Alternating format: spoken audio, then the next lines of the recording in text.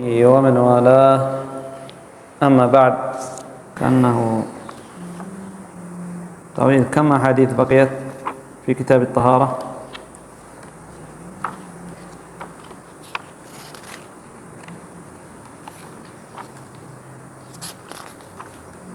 من 47 حديث. نحن الآن في كم؟ 22.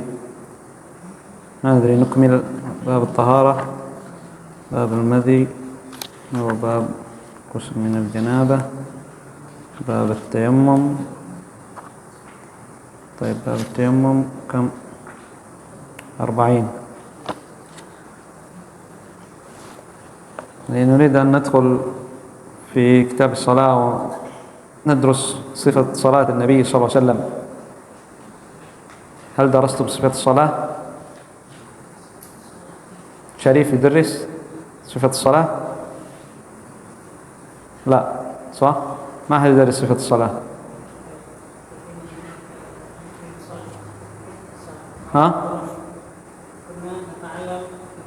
أذكار. لا، نريد صفة الصلاة، لأني رأيت كثير من طلاب يخلوا في مسألة الصلاة، كيف يركع، كيف يسجد، كيف يقوم، ماذا يقرأ. فصفة الصلاة يمكن ننظر إن شاء الله الأسبوع الثاني، نأخذ صفة الصلاة مختصرة، صفة صلاة مختصرة وسريعة.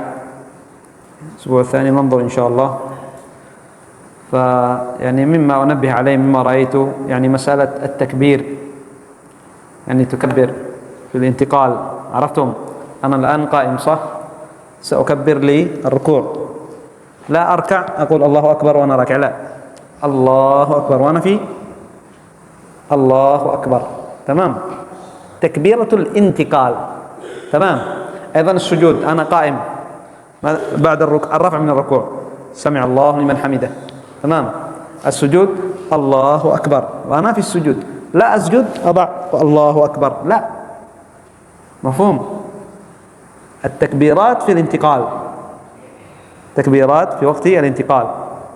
أما أنت مثلا تركع تقول الله أكبر وأنت راكع، هذا لا يجوز، لا يصلح، لأن هذه تكبيرات الانتقال. تنتقل من ركن إلى ركن، قيام إلى ركوع. إذن بحال القيام إلى الركوع تقول الله أكبر. مفهوم؟ لا تركع ثم تقول الله أكبر وأنت راكع، أو تقول الله أكبر وأنت قائم ثم تركع، لا، الله أكبر. مفهوم؟ في الرفع من الركوع راكع ترفع، سمع الله لمن حمده. مفهوم؟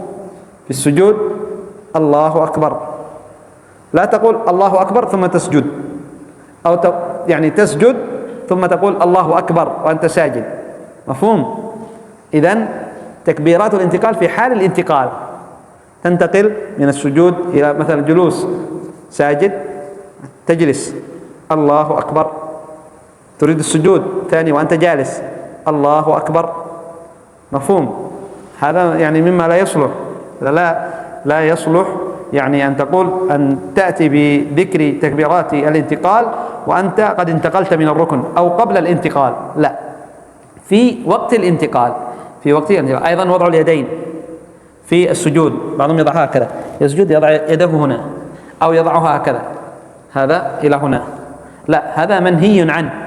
نهى النبي صلى الله عليه وسلم أن يفترش الرجل ذراعيه افتراش الكلب، مثل جلوس الكلب، هذا لا يجوز، منهي، حرام، بل يضع هذا فقط. مفهوم؟ لا يؤذي من بجانبه، لا، يضعها، لكن يضعها هنا مقابل الرأس، يضعها مقابل الرأس أو الكتفين، ولا يضعها عند بطنه. مفهوم؟ أو يجلس هكذا يسجد ويضع هذا هنا، لا، يخرجه قليل. فإن شاء الله نقرأ بإذن الله ندرس صفة صلاة النبي صلى الله عليه وسلم إذا يسر الله في الأسبوع الثاني. قال المؤلف رحمه الله تعالى عن المغيرة بن شعبة قال، الشارح كتبوا هذا تبويب من الشارح، باب المسح على الخفين. قال عن المغيرة بن شعبة تقدم معنا باب ما يتعلق بالسواك، صح؟ قلنا أن السواك يستحب في جميع الأوقات لحديث عائشة: السواك مطهرة للفم مرضاة للرب. السواك يستحب في جميع الأوقات، ويستحب استحباب شديدا في يعني ذكر الإمام النووي رحمه الله تعالى 5 أوقات، وقلنا ذكر يعني بعض العلماء أنه أيضا يزاد في وقت سادس، وبعضهم ذكر أكثر من ذلك، بعض العلماء ذكر أكثر من ذلك. فيستحب استحباب شديد السواك عند الصلاة، وعند الوضوء، وعند قراءة القرآن، وعند حديث حذيفة بن اليمان عند الصلاة وعند الوضوء، حديث أبي هريرة، وحديث عائشة مع كل وضوء، عند كل وضوء، عند كل صلاة، حديث أبي هريرة. وقراءة القرآن جاء يعني عن علي بن أبي طالب رضي الله عنه موقوفا عليه، وأيضا حديث حذيفة عند القيام من النوم، صلاة الليل، إذا قام من الليل يشوص فاه بالسواك، حديث حذيفة. الموضع الخامس الذي ذكره الإمام النووي عند تغير رائحة الفم بسبب يعني تأخر الأكل أو الشرب، أو بسبب كثرة الكلام، أو بسبب أيضا كثرة السكوت تتغير رائحة الفم، فيستحب استحباب شديد استخدام السواك. وقلنا يزاد أمر سادس، وهو عند دخول البيت، حديث عائشة: كان النبي صلى الله عليه وسلم إذا دخل المنزل استاك. وذكر بعض العلماء أكثر من ذلك، يعني يستحب استحباب شديد يعني عند الاحتضار، من كان يعني عند ساعة الاحتضار يعني يعطى السواك لكي يستاك، كما فعل النبي صلى الله عليه وسلم في حديث عائشة المتقدم عندما دخل عليه عبد الرحمن والنبي صلى الله عليه وسلم يعني في حال الاحتضار فأعطته المسواك. فهنا قال عن المغيرة بن شعبة رضي الله عنه قال: كنت مع النبي صلى الله عليه وسلم في سفر، فأهويت لأنزع خفيه، فقال: دعهما فإني أدخلتهما طاهرتين، فمسح عليهما. متفق عليه. المغيرة بن شعبة تولى خلافة الكوفة في زمن معاوية، في زمن معاوية بن أبي سفيان رضي الله عنهما. معاوية أول أمير من أمراء المسلمين، وهو خال المؤمنين. لماذا؟ لأن أخته، من هي أخته؟ زوجة النبي صلى الله عليه وسلم أم حبيبة رملة بنت أبي سفيان رضي الله عنهما. فكان يعني قال السلف: معاوية خال المؤمنين. وكان معاوية ابن أبي سفيان رضي الله عنه وأرضاه من خيار الصحابة. فكان المغيرة بن شعبة واليا على يعني الكوفة في زمن معاوية، في سنة 41، ومات فيها، مات وهو ما زال واليا على الكوفة في سنة 50 من الهجرة. قال: كنت مع النبي صلى الله عليه وسلم في سفر، أي المغيرة كان مع النبي في سفر. قيل هذا السفر هو في غزوة تبوك. قال: فأهويت، أي يعني مددت يدي، خفضت جسمي ومددت يدي، هذا أهويت لأنزع، لأخلع خفيه. وقال: أهوى لأخذ شيء مثلا هناك يعني هذا في الأرض أهويت لآخذه، هذا يقول أهويت يعني كنت قائم ثم لآخذ هذا الشيء. فكان المغيرة بن شعبة قائم، كان يعني يساعد النبي صلى الله عليه وسلم في الوضوء، يسكب على النبي صلى الله عليه وسلم في الوضوء. فلما وصل كان النبي صلى الله عليه وسلم لابس خفين، وصل إلى غسل الرجلين يعني انحنى المغيرة لأجل أن يخلع للنبي صلى الله عليه وسلم. وفيه يعني في هذا الحديث فضيلة المغيرة بن شعبة أنه كان يخدم النبي صلى الله عليه وسلم، فيه فضيلة المغيرة بن شعبة أنه كان يخدم النبي صلى الله عليه وسلم. وهذا فيه يعني لا بأس، فيه جواز بل فيه استحباب أن الحر يخدم أخاه المسلم.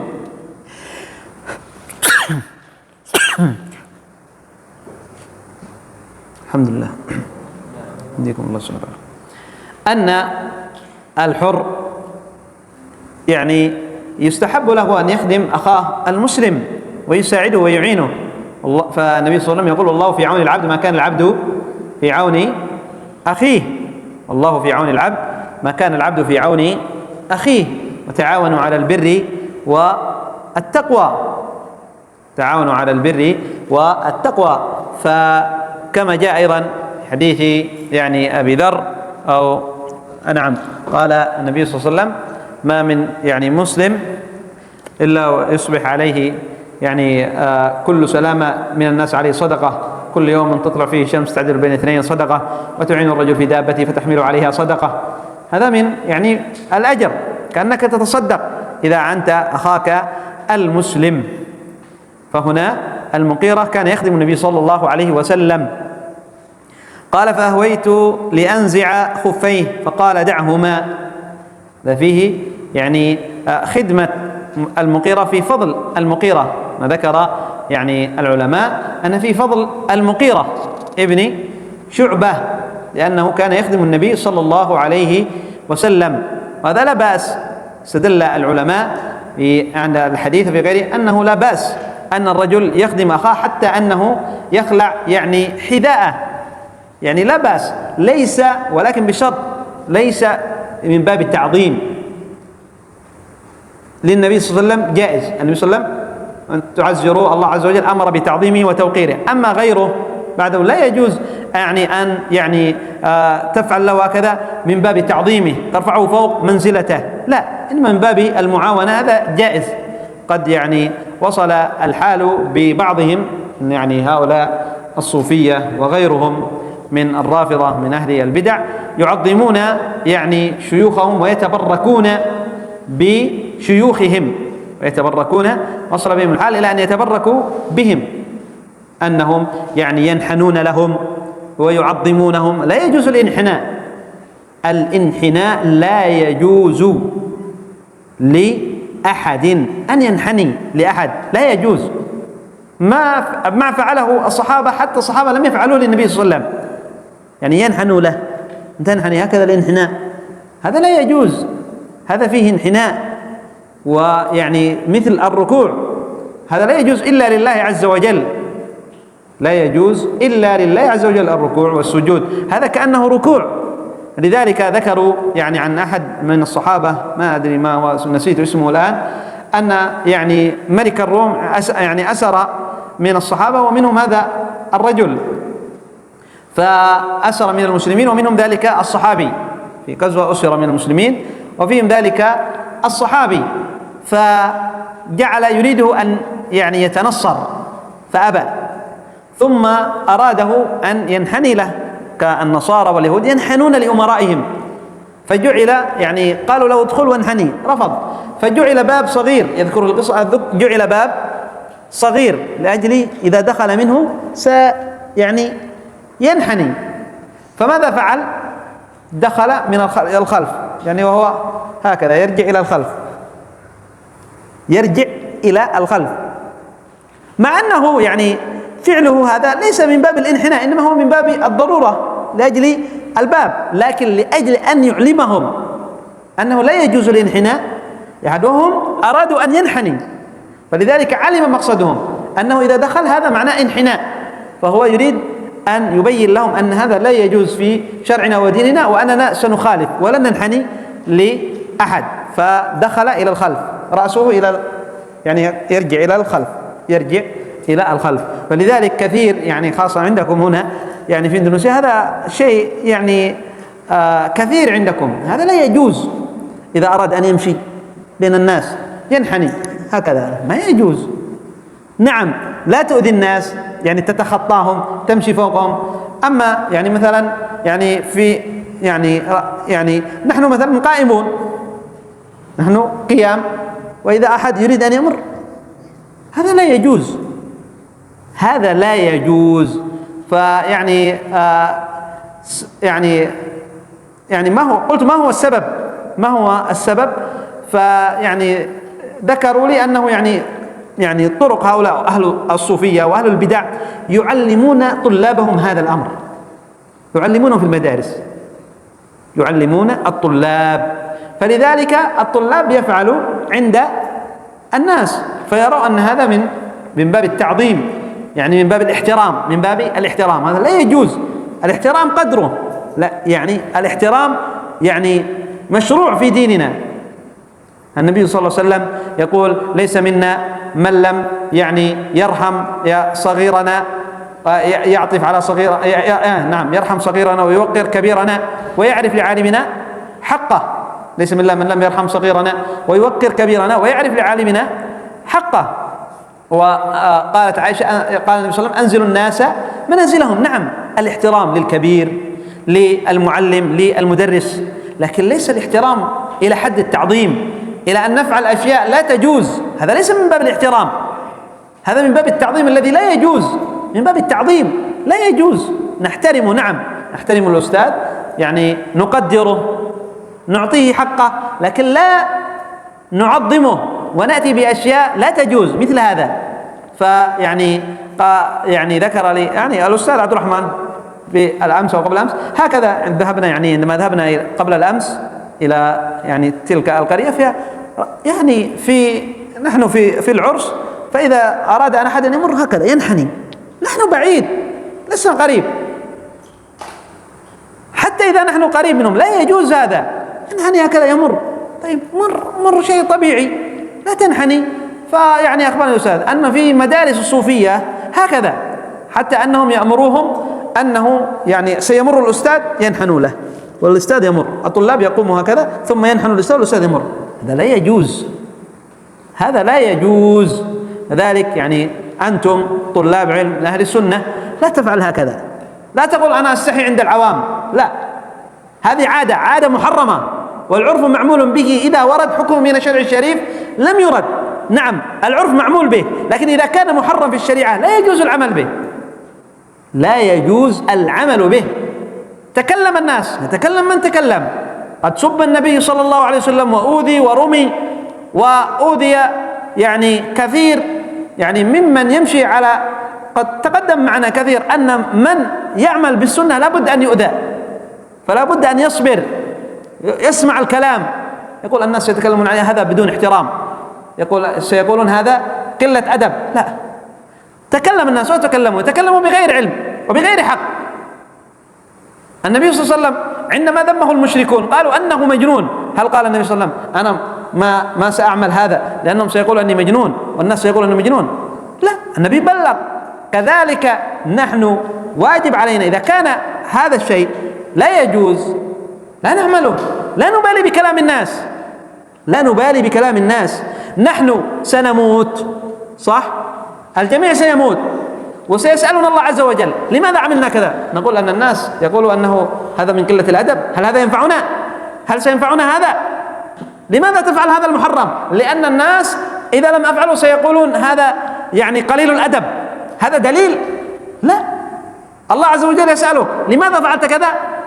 ستقول لأن النبي صلى الله عليه وسلم قال كذا، هنا ينفعك هذا. أما أن تقول لأن الناس، فهؤلاء الكفار قالوا أنذروا يعني أجعل الآلهة، قالوا ماذا؟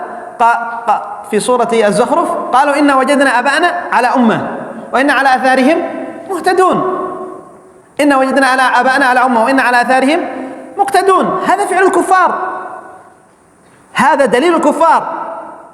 حجة الكفار أن آباؤنا يفعلونه، أن هذا من عاداتنا، هذا حجة الكفار. هل نحن نريد أن نشابههم؟ لا، نحن حجتنا ما هو؟ قال الله، قال الرسول صلى الله عليه وسلم، قال الصحابة، هذا هو دليلنا. لماذا لا نفعل؟ لأن هذا محرم في شرعنا، لأن الله يعني لأنه لا يعظم إلا الله عز وجل، لا ينحنى، لا يسجد ولا يركع إلا لله عز وجل، وأن المساجد يعني لله فلا تدعوا مع الله أحدا. المساجد قيل هي أعضاء السجود، وقيل هي المساجد، وغير ذلك من الآيات التي فيها النهي عن تعظيم غير الله عز وجل، عن تعظيم غير الله عز وجل. فلا يجوز، لا يجوز هذا الفعل، الانحناء. لا تقول سيقول الناس، تكلم الناس، لا تبالي بكلام الناس، لأنك ستسأل أنت عن نفسك، ستسأل عن اتباعك للنبي صلى الله عليه وسلم، لا ستسأل عن كلام الناس. كلام الناس لا يقدم ولا يؤخر، كلام الناس لا يقدم ولا يؤخر.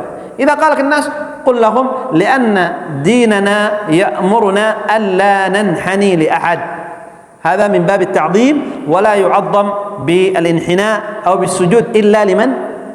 إلا لله عز وجل. لا يجوز الركوع والسجود إلا لله عز وجل. فهمتم إن شاء الله؟ إذا أنت تمشي لا تنحني. نعم، قل لهم كذا باب الطريق، أما أن تنحني لا يجوز، لا يجوز. ولو كان أمام عالم كبير من العلماء جاء، لا تنحني، لا يجوز. هذا ما يفعله إلا أهل البدع، يعودون طلابهم ويعني من يحبونهم هذا الانحناء. يعني بعضهم يجلس ويأتي يعني يحب رجله، موجود هذا، موجود. يعني ما أدري هل هو عالم أو يدعي فقط العلم، ما عندهم، هذا جهال أصلا. يجلس شيخهم ثم يأتهم ويبوس قدمه، بعضهم يبوس ركبة، وبعضهم يبوس القدم، يحب، يجلس يسجد، يأتي يسجد أمامه. فكثير من الناس يأتي ويفعل هذا، هكذا يعلمونهم. هذا أهل البدع، أهل الشرك، هذا كفر، سجود لغير الله، لا يجوز، لا يجوز السجود لغير الله عز وجل. خرجنا من الدرس لكن لأجل الفائدة. قال فأهويت لأنزع خفي فقال دعهما، أي اتركهما، لا تنزع، لا تخلع الخفين. لماذا؟ قال فإني أدخلتهما طاهرتين فمسح عليهما. هذا فيه دليل على جواز المسح على الخفين، والمسح على الخفين مما تواترت الأحاديث تواترا معنويا على جواز المسح على الخفين، مما تواتر حديث يعني من كذب، أي من كذب علي متعمدا، ومن بنى لله فاحتسب، ويعني ورؤية شفاعة الحوض، ومسح خفين.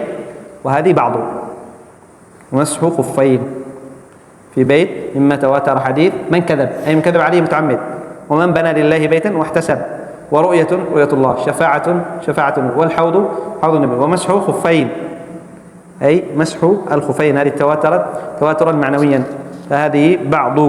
فيجوز المسح على الخفين لكن بشرط أن تدخل وهما، أي أن يلبس الخفين وهما طاهرتين، وهما أي الخفان وهما طاهرتين، أدخلتهما طاهرتين فمسح عليهما. سيأتي يعني الكلام على شروط.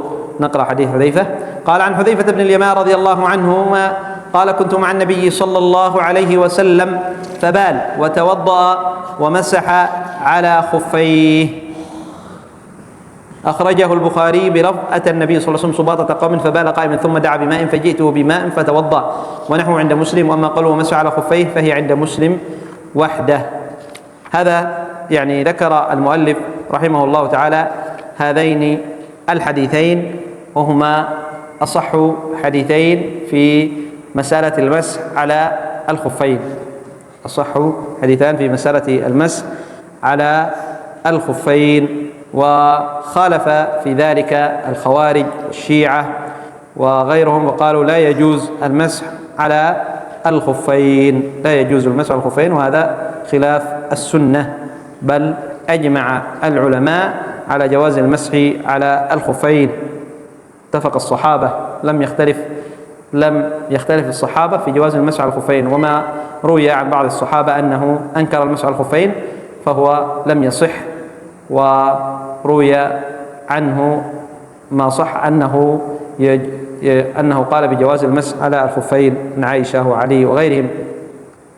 ففي هذين الحديثين بيان مسألة المسح على الخفين. فهل المسح على الخفين أفضل أم الغسل؟ أي أن تخلع الخفين ثم تغسل رجليك، ما هو أفضل؟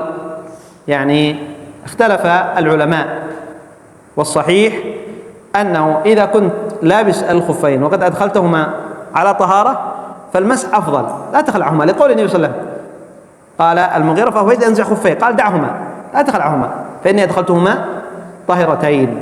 وإذا كان الرجل توضأ وليس عليه خفين فهنا الغسل أفضل، بل الغسل واجب، يعني إذا كان لم يلبس الخفين. أما إذا كان لبس الخفين فالمسح أفضل.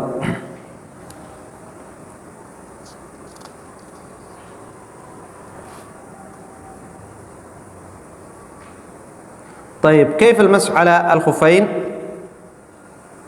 يعني يضع الماء كما يمسح على الرأس، ثم يترك الماء ويأخذ يده اليمنى على خفه اليمنى واليسرى على خفه اليسرى، أو يمسح اليمنى ثم يمسح اليسرى بيد واحدة لا بأس. أما أن يمسحهما معا أو يمسح أولا اليمنى ثم اليسرى، ولا بد أن يدخل قدميه إلى الخفين وهما طاهرتان. يعني رجل أحدث وهو ليس لابس الخفين، عرفتم الخفين، الشراب أيضا يدخل في الخفين، ثم لبس الخفين وهو على غير وضوء، لبس الخفين ثم جاء وقت الوضوء يتوضأ، هل يمسح على الخفين؟ لا يجوز له، واجب عليه أن يخلع الخفين ويغسل رجليه، لأنه أدخلهما على غير طهارة، ويشترط في لبس الخفين أن تدخل على طهارة، على المسح، ويشترط على المسح على الخفين. أما اللبس يجوز لك أن تلبسهما، لكن أن تمسح لا يجوز إلا إذا أدخلت الخفين على طهارة، لقول النبي صلى الله عليه وسلم دعهما فإني أدخلتهما طاهرتين. إذا كان الخف مقطع، عرفتم مقطع، مقطوع قليل، فهل يجوز المسح؟ نعم، إذا كان يطلق عليه هذا خف وهو يلبسه يجزئ، يقدر يمشي به، فهذا يجوز له أن يمسح عليه. فأما الغسل، إذا أراد الغسل اغتسال، غسل الجنابة، غسل الواجب، غسل الجنابة، فواجب عليه أن ينزع خفيه، لا يجوز له المسح، واجب عليه أن ينزع خفيه، لا يجزئ المسح، بل يجب عليه أن ينزع خفيه. ومسألة لبس الخفين توقيت، جاء من حديث علي رضي الله عنه أن النبي صلى الله عليه وسلم جعل 3 أيام ولياليهن للمسافر ويوما وليلة للمقيم، الذي مقيم في بلدته، يجوز له أن يتوضأ ثم يلبس الخف، فإذا جاء وقت الصلاة الثانية يتوضأ ويمسح يوم وليلة، 24 ساعة. مفهوم؟ الآن مثلا جاء وقت العشاء، مفهوم؟ جاء وقت العشاء، ومتى يبدأ؟ أو نقول جاء وقت المغرب، توضأت لبست الخف، يحسب من عند لبسه؟ لا، لبست الخف مع صلاة المغرب، توضأت ثم لبست الخف، جاء وقت العشاء أريد أتوضأ، توضأت الآن أمسح، صح؟ أمسح على الخف. من هنا يبدأ، من وقت صلاة العشاء، يعني لك أن تصلي العشاء، الفجر، الظهر، العصر، المغرب، ثم العشاء لابد أن تخلعها في اليوم الثاني. مفهوم؟ مثلا الآن مسحت لصلاة العشاء يوم الاثنين، يوم الاثنين صلاة العشاء، يوم الثلاثاء الفجر، الظهر، العصر، المغرب، العشاء يوم الثلاثاء واجب عليك أن تخلع، لا يجوز لك أن تمسح إذا كنت مقيم.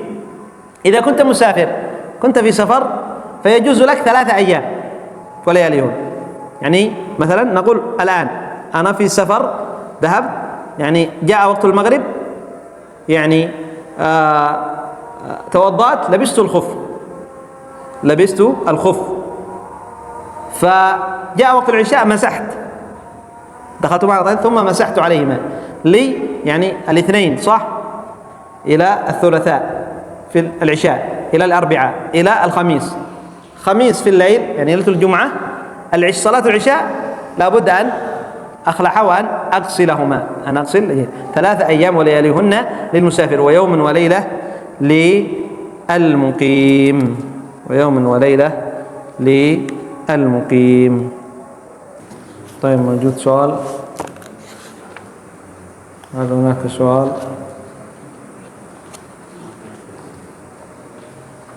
تحفظ الحديث تمام؟ حديث المغيرة، وكذلك حديث حذيفة. حديث المغيرة وحديث حذيفة هما حديثان صغيران. حديث المغيرة يحفظ، الجميع انتبهوا، يحفظ حديث المغيرة. مفهوم؟ رزقي، شفيق، يزيد، سلمان، عبد الحكم، عبد الغني، دفاء أو من هذا، زكاء، أيوة، همام، انتبه، همام، فائز، رفقي، جميع. تمام؟ حديث المغيرة غدا تحفظوا جميعا. مفهوم؟ أيوة. طيب، نكتفي بهذا القدر هنا. سبحانك اللهم وبحمدك، أشهد أن لا إله إلا أنت، أستغفرك وأتوب إليك.